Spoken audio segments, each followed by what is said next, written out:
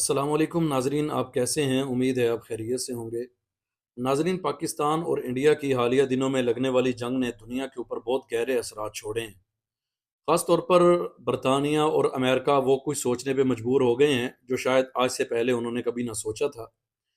وہ یوں ہے کہ پاکستان جو کہ آج سے پہلے، اس جنگ سے پہلے، جس پاکستان کو دنیا بھیکاری سمجھتی تھی اور جہاں بھی ہم جاتے تھے لوگ کنی کترا کے گزرنے والی بات تھی، لوگ ہمیں دیکھ کے اس لیے راستہ بدلنے کی کوشش کرتے تھے کہ اگر ان کے ماتھے لگنا پڑ گیا، اگر ان کے ساتھ ہمیں جو ہے وہ بات چیت کرنا پڑ گئی تو یہ ہم سے کہیں کچھ مانگ نہ لیں۔ اس حد تک جو ہے وہ ہم پاکستانی دنیا کے اوپر ہم بدنام بھی ہو گئے، اور دنیا ہمیں اس نظر سے دیکھنے لگی تھی کہ پاکستان ایک بیکاری ملک ہے اور ان کا مانگنے کے علاوہ کوئی کام نہیں ہے۔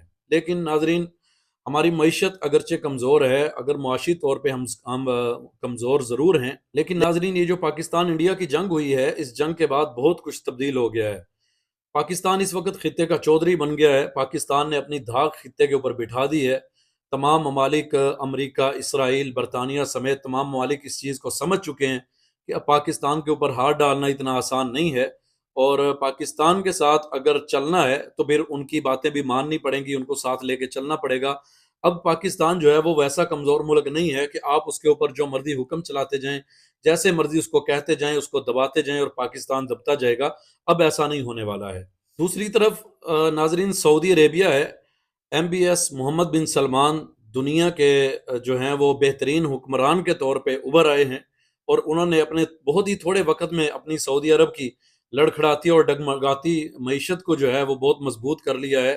وہ عرب جو ہاتھ پہ ہاتھ دھر کے بیٹھ کے کھانے والے لوگ تھے اور کاہل اور سست قسم کے لوگ تھے، ان کو بھی اس نے کام پہ لگا دیا ہے، اور اب ایک قدم آگے بڑھ کے، پیٹرول اور تیل سے آگے بڑھ کے پوری دنیا کو اس نے مجبور کر دیا ہے کہ وہ تمام لوگ آ کے جو ہے وہ سعودی عرب کے اندر سرمایہ کاری کر رہے ہیں اور اپنا پیسہ وہاں پہ انویسٹ کر رہے ہیں، وہاں پہ کاروبار کر رہے ہیں۔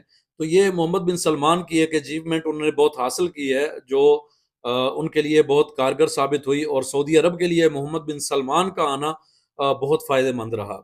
اس کے ساتھ ہی محمد بن سلمان نے اپنے ملک کی معیشت کو مضبوط کرنے کے لیے تمام ممالک کے ساتھ رابطے بھی بڑھائے۔ ناظرین، بات یہ ہے کہ ہم جس چیز کو سوچتے ہیں، جس چیز کو سمجھتے ہیں، ہم اپنی عقل کے مطابق، اپنی سوچ کے مطابق دیکھتے ہیں، لیکن جب کوئی بھی شخص کسی ملک کی صدارت، نظامت اور عہدے کو سنبھالتا ہے تو پھر وہ اپنے طور پہ اپنے ملک کو لے کے چلتا ہے۔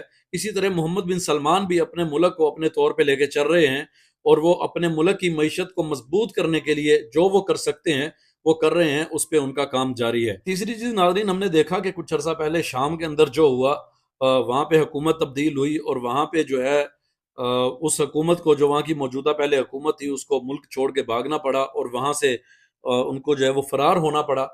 تو اب ایک اور قدم آگے بڑھ رہے ہیں، اور ہم آپ کو بتاتے ہیں کہ ایران کا بھی رجیم چینج ہونے والا ہے۔ ایران کے اندر بھی، آپ اس کو انقلاب کہہ لیں یا کچھ بھی کہہ لیں، بہرحال یہ ہونے والا ہے جلد یا بدیر۔ اس کی خبر بھی آپ کو مل جائے گی کہ ایران کے اندر رجیم چینج ہو چکا ہے۔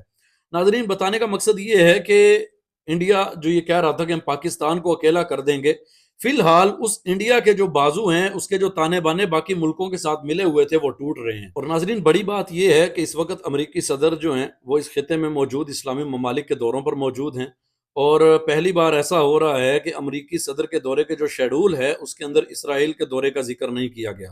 ہو سکتا ہے کہ بعد میں وہ اس کا دورہ کرے یا اس کے اندر شیڈول کے اندر اس کو شامل کر لیا جائے، لیکن فی الحال یہ چیز ہم آپ کو بتاتے ہیں کہ اس وقت امریکی صدر کا جو شیڈول ہے دورے کا، اس کے اندر اسرائیل شامل نہیں ہے۔ امریکہ اس وقت اسلامی ممالک کے طرف ہاتھ بڑھانے اور ان کے ساتھ تعلقات کو مضبوط کرنے کی کوشش میں ہے۔